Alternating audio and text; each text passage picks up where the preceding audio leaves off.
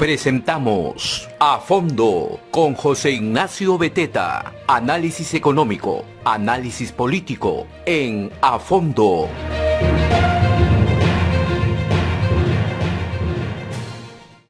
Muy buenos días, soy José Ignacio Beteta. ¿Cómo están? Una vez más en A Fondo, programa que, como ustedes saben, llega gracias a la Asociación de Contribuyentes, a la Red de Comunicación Regional y el día de hoy, por primera vez, gracias a un primer auspiciador. Tenemos con nosotros hoy día a un primer auspiciador del programa A Fondo, que es Black Coffee.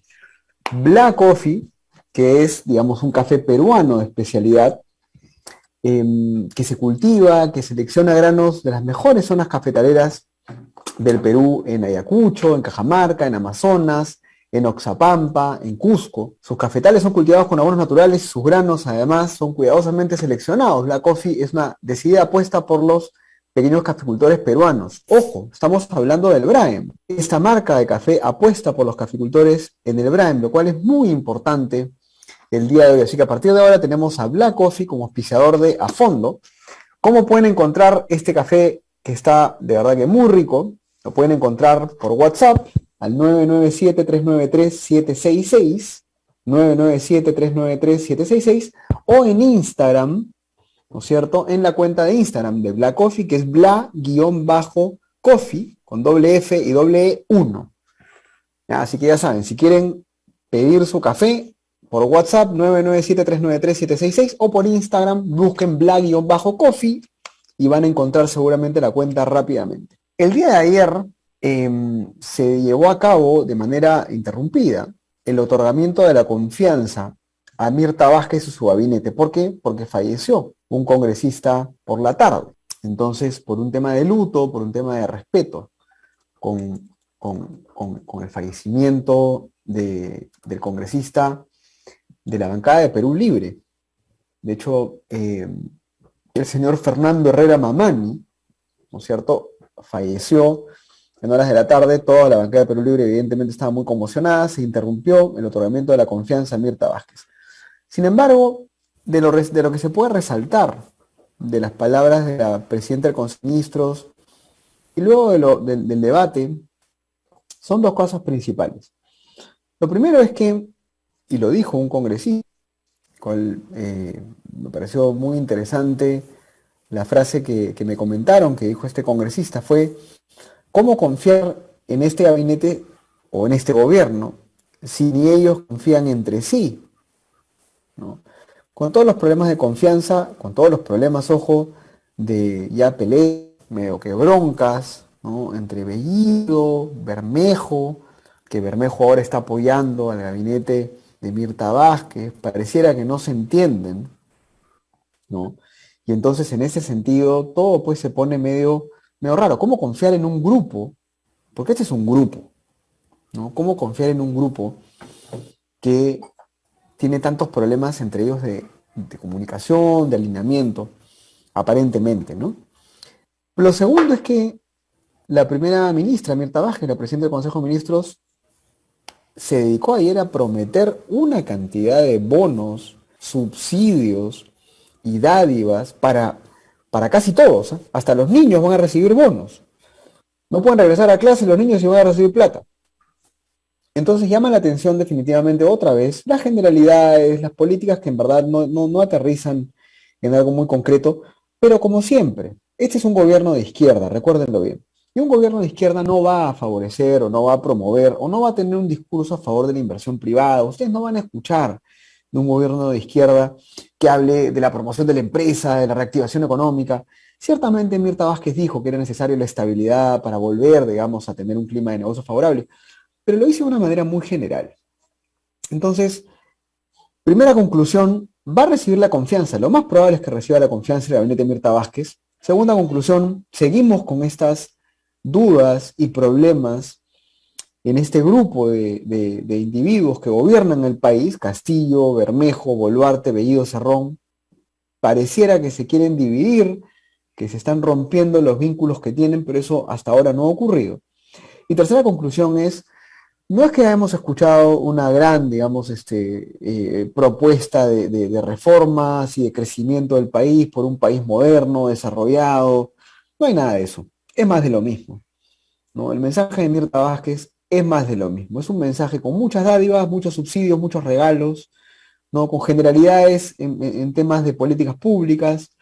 Lo más saltante, evidentemente, iba a ser esta defensa, esta eh, mención a las minorías LGTBI, ¿no es cierto? Que lo hizo de una manera clara, que dijo la primera ministra que en lo que esté en sus manos ella iba a tratar de promover y defender los derechos de estas minorías. Cada uno de ustedes ya podrá tener la opinión que quiera, digamos, con respecto a este tema, pero ya es un tema que lo ha puesto en agenda. Vamos a ver cómo se plasma esto, si es que sigue avanzando o no, o si simplemente también son palabras. Para hablar de lo que ocurrió ayer, tenemos con nosotros al vocero de la bancada de Alianza para el Progreso, al congresista Eduardo Salbuana, quien ya está con nosotros, vocero del partido político Alianza para el Progreso. Él está vía telefónica con nosotros. Señor Salbuana, muy buenos días, ¿cómo está? Muy buenos días, muchísimas gracias por la invitación, encantado de estar con ustedes. ¿Qué rescatamos de manera positiva, digamos, del mensaje, del planteamiento de la presidenta del Consejo de Ministros, Mirta Vázquez? Bueno, me parece destacable de la presentación de la Premier, principalmente la forma como inició su discurso y cómo lo concluyó, en cuanto se refiere a plantear un nivel de mayor concertación entre Ejecutivo y Legislativo. Inclusive habló de un nuevo contrato social, de un nuevo pacto político en bien del desarrollo, en bien de la mejora de las condiciones de vida de la población. Eso, aunque no lo delineó, aunque no lo precisó en su discurso, de manera general me parece importante. Lamentablemente no lo desarrolló, ¿no? ¿Cuál es el sentido, el cómo, la forma que plantean ellos como gobierno en temas fundamentales, ¿no? Sin embargo, también los discursos se destacan pues por las ausencias, ¿no? Por lo que no dijo, ¿no? Y creo que un déficit de ese discurso, una debilidad del discurso, es el referido a la cuestión económica, ¿no? Creo que es el tema central ahorita en este momento para los peruanos, ¿no? Y cuando hablamos del tema económico estamos hablando lógicamente de reactivar, estamos hablando lógicamente de crear empleo, y para que hayan ambas cosas se necesita pues inversión, y para que haya inversión se necesitan los agentes económicos que tengan una mirada positiva del gobierno, de sus políticas, que le tengan lo que es importante en economía, ¿no? Y en política, la confianza, ¿no? Entonces, sobre ese tema no hizo referencia la Premier. Tampoco no nos dijo, por ejemplo, en el tema económico, cómo vamos a aprovechar este superciclo de los metales que ya empezó, ¿no? En qué vamos a gastar esos recursos, o cómo vamos a incentivar que las grandes empresas inviertan en los proyectos mineros que han quedado suspendidos, ¿no? Tengo entendido por varias empresas, mientras pasa esta incertidumbre política que al parecer va a persistir. Entonces, esos temas, ¿no? Igual, por ejemplo, si hablamos de la pequeña minería, tampoco ha dicho cómo se va a formalizar esta actividad que produce más del 50% de la producción de oro a nivel nacional, ¿no? Y que en los últimos años solamente se ha dilapidado millones de soles en interdicción, en persecución, con resultados totalmente negativos, ¿no? Y así, formalización de las actividades económicas que ya sabemos más del 90% de la PEA está en la situación de informalidad. Entonces, creo que son ausencias notables en el discurso político, porque si ha hablado de bonos, ha hablado de apoyo económico a sectores sociales desfavorecidos, el tema es de dónde van a salir los recursos, ¿no? Y la única manera es de inversión privada, de impuestos, de movimiento económico, ¿no? De dinamismo económico, una economía que crece, una economía que genera empleo, que invierte. Esas economías son las que progresan, ¿no? No con el esquema que lamentablemente plantea pues Perú Libre, ¿no? De insistir en su asamblea constituyente, ¿no?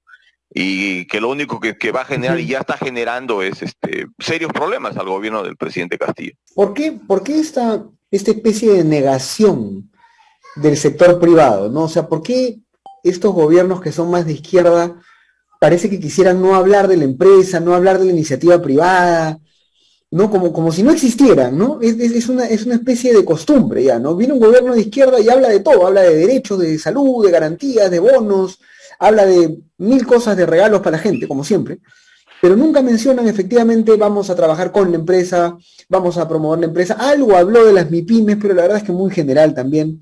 ¿Por qué esta especie de negación de una relación saludable, ya no solamente Congreso, Poder Ejecutivo, sino empresa y Estado? Así es. Claro, mira, la economía y el desarrollo de los pueblos requiere también fe, ¿no? Requiere también creer. Entonces, si no crees en la empresa privada, lógicamente no la vas a mencionar. Esa es una suerte de prejuicio ideológico, ¿no? Pero es un prejuicio ideológico, te diré, no sé si es exclusividad de alguna, no son todas las izquierdas, ¿no? En este caso, la izquierda peruana lamentablemente creo que se ha quedado anquilosado en el tiempo, ¿no? Porque hablar de una izquierda chilena o Bachelet es distinto, o hablar del mismo Pepe Mujica, ¿no? Uno le escucha a Mujica y dice, pues oye, este tipo de izquierdista quisiéramos, ¿no? Porque no solamente habla de redistribuir, sino habla de generar riqueza. Y ya está comprobado históricamente en el mundo contemporáneo que la única manera de generar riqueza es liberando las fuerzas productivas, las capacidades individuales, el desarrollo del potencial humano, ¿no? Y solamente eso se produce en una economía de libertad, en una economía abierta, en una economía de apertura, ¿no? Pero lamentablemente eso no lo entienden, ¿no? Y nos siguen repitiendo esquemas que ya sabemos además han fracasado en América Latina y en el país. Nosotros hemos experimentado en pellejo propio las nefastas consecuencias de las políticas que ellos ahora nos están ofreciendo como algo novedoso, envuelto, ¿no?, en papel de celofán que dice Asamblea Constituyente. Pero es lo mismo de hace 50 años, lo peor. O sea, el mundo no ha cambiado, la tecnología no ha revolucionado el mundo moderno, ¿no? La nanotecnología, es decir, tantos inventos, el mundo ha cambiado tanto y cambia cada día.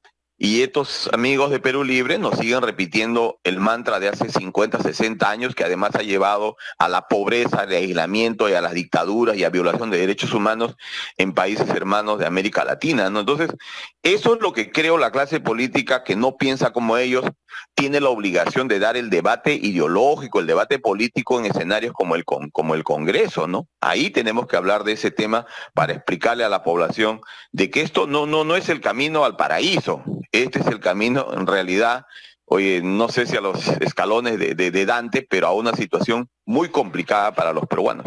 De acuerdo, ¿no? Y además la Asamblea Constituyente, y eso lo tiene que recordar siempre la gente, es darle el poder absoluto a un grupo de políticos por un tiempo indeterminado.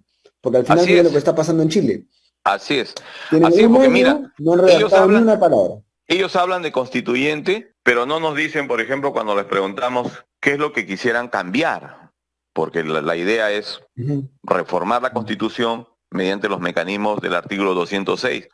Entonces se les pregunta, bueno, si tú quieres cambiar, ¿en qué temas quieres cambiar? No te plantean cosas puntuales, porque lo que quieren ellos es cambiar todo, pues, ¿no? Ellos quieren cambiar el modelo político. Oye, no creen ellos en una democracia representativa, ¿no? Ellos quieren reelección presidencial para lograr su sueño de un gobernante indefinido, como lo dijo el amigo Bermejo de manera directa, ¿no? O como lo dice Vladimir Cerrón, ¿no? Porque en el fondo ese es el plan que quieren implementar. ¿Qué tipo de modelo económico? Hay que cambiar los contratos ley, los contratos son ley entre las partes desde el derecho romano.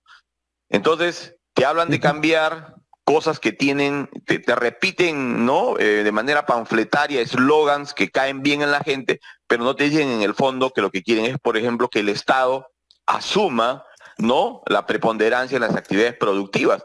Y nosotros sabemos que la presencia del Estado, que ha sido enormemente vigorosa en la década de los 70, solo nos llevó a la corrupción y al déficit fiscal, a la inflación y a la recesión económica, ¿no?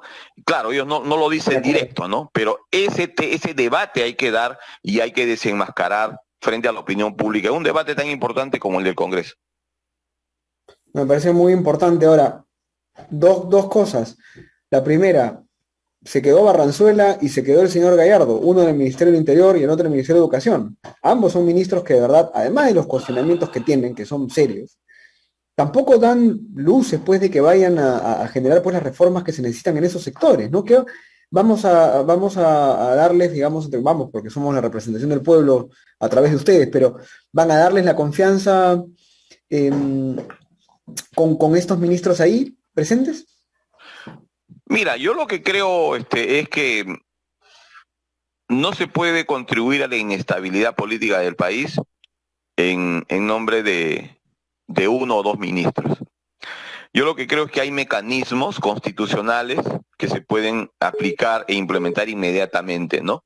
De darse la cuestión de confianza, como al parecer va a hacerlo por la suma de votos que hemos estado haciendo ayer, eso no implica que estos señores hayan sido, pues, que la confianza pase por ellos, ¿no? Las bancadas han tenido serios reparos, le hemos pedido a la ministra, y lo que yo sé del interior del gabinete y de Perú Libre es que ellos están evaluando ya la salida, sobre todo del ministro del Interior, ¿no? Eso es donde he escuchado.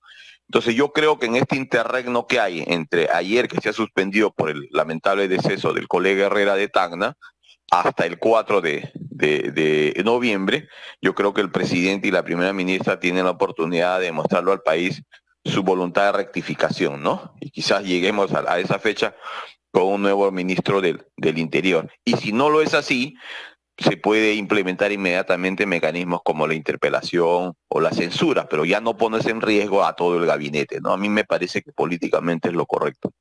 Vamos a hablar un poco de estabilidad. Si estabilidad va a ser tener, congresista Salguana, un gobierno que navega, digamos, en las generalidades y que no, como usted dice, apuesta de verdad por las reformas necesarias para que nuestra economía, los servicios públicos estén mejor.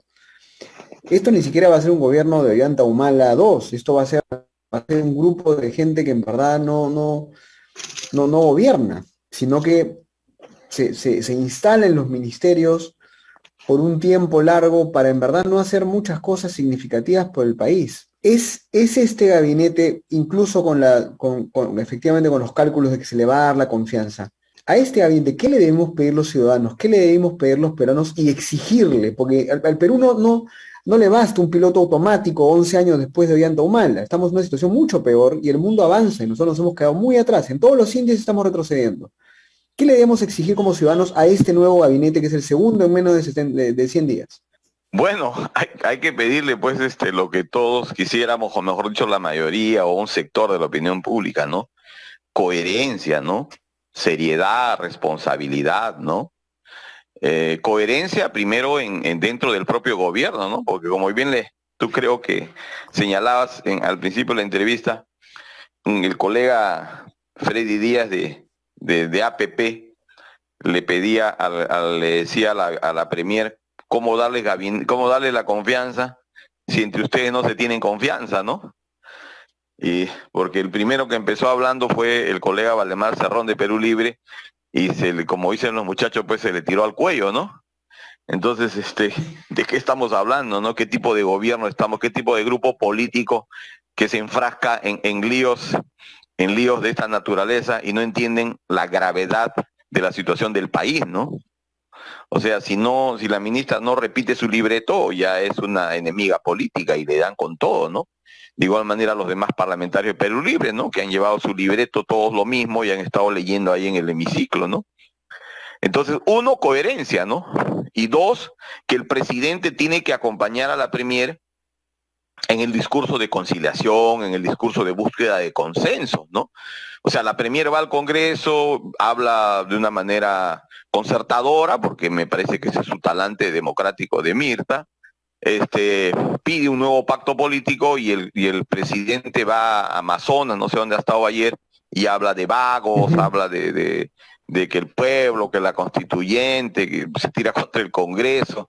O sea, ya la campaña acabó y el señor Castillo no entiende que él está gobernando. Y en 70 días de su gestión, lo que menos tenemos es gobierno. Lo que menos tenemos son decisiones, lo que menos tenemos son apuestas por un desarrollo moderno, un desarrollo que recoja lo que ha pasado en la historia contemporánea, ¿no? Designaciones de ministros, y no solo de ministros, ¿ah? Estamos hablando de viceministros, directores. Si uno se pone a revisar a quién están poniendo en direcciones vinculadas al manejo de recursos, me refiero, por ejemplo, a direcciones, a gerencias vinculadas a presupuestos, a abastecimientos, a administración, a manejo de recursos, a compras, a contrataciones. Y yo por ahí me ha llegado una información que la voy a corroborar, que están poniendo inclusive a exfuncionarios del gobierno regional de Junín vinculados a los dinámicos del centro. O sea, el tema ya no solamente pasa por una suerte de un posicionamiento político totalmente equivocado, con ideas trasnochadas, sino además de vínculos con temas o con gente con antecedentes por corrupción, ¿no? Entonces, el tema se torna bastante preocupante, amigo periodista. De acuerdo. Nada, muchas gracias, congresista Eduardo Salguana, por estar con nosotros. De verdad que ha sido un gusto conversar con usted y esperemos que desde el Congreso haya diálogo con el Poder Ejecutivo, pero también hay exigencia, porque como le digo, no solamente basta dialogar y dialogar. El diálogo tiene que llevar a reformas concretas que desarrollen al país, que lo vuelvan más moderno, más desarrollado, más sostenible. Así que esperemos que el Congreso haga su tarea de diálogo, pero también de fiscalización y de legislación, ¿no? Efectivamente, amigo, tienes toda la razón y obviamente en eso estamos desde la bancada de APP. Te agradezco la entrevista, muy gentil. Muchas gracias. Buenos días. Gracias, cuídese mucho. Ha sido el congresista Eduardo Salguana Gaviedes quien nos ha dado sus comentarios y, en resumen, es muy sencillo. Se le va a dar la confianza en lo más probable, número uno. Número dos, ojalá que sean coherentes y de verdad trabajen, en vez de estarse peleando y haciendo cosas generales, o sea, haciendo generalidades o siguiendo en campaña, como bien decía el congresista Salguana, el señor Castillo. Ojalá que trabajen de verdad, número dos. Y número tres, efectivamente, la inversión privada, la reactivación económica es lo primero y todavía no se ve, como era de esperarse, ¿no? En este gobierno que es más de izquierda, no se ve una real preocupación y un real interés por dialogar no solamente con el poder legislativo, sino con la empresa, con los empresarios, con los gremios, con todos los pequeños, los medianos y los grandes. Eso es lo que siempre va a faltar en este país, porque lamentablemente desde la época de Ollanta Humala, ese diálogo se partió. Y ese diálogo entre la empresa y el Estado no solamente se rompió, ojo, por culpa del Estado. Seamos bien honestos. Ese diálogo se rompió también porque hubo empresarios corruptos, hubo empresarios mercantilistas, hubo empresarios acomodados que rompían las reglas de juego. Y entonces perdieron la confianza tanto el Estado como la empresa. Y ahora la ciudadanía no confía en ninguno de ambos, ¿no? Ni en el Estado, ni en los burócratas, ni en los políticos, ni tampoco en los empresarios. Entonces, si los empresarios quieren que haya diálogo con ellos, si los empresarios quieren entrar nuevamente en el debate público de una manera saludable, sana, de verdad que también depende de ellos mucho cambiar su forma de trabajar. Y no me refiero, ojo, a las empresas grandes, a los grupos económicos, a las empresas formales grandes. No, esas son las que cumplen las reglas siempre. Eso que ustedes tienen que saber, amigos. Las empresas grandes, los grupos económicos grandes, siempre cumplen las reglas, casi siempre. Los empresarios que no cumplen las reglas son muchas veces los que están más abajo.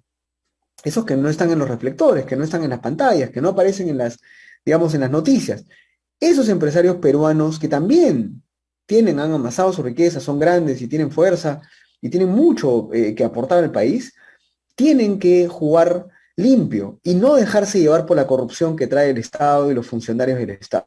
Los empresarios se dejan llevar por esa corrupción que viene de la burocracia, entonces entra en el juego y pierde también la reputación y la credibilidad de la ciudadanía. Muchas gracias por estar con nosotros el día de hoy. Nos vemos mañana otra vez en A Fondo. Hemos presentado A Fondo con José Ignacio Beteta.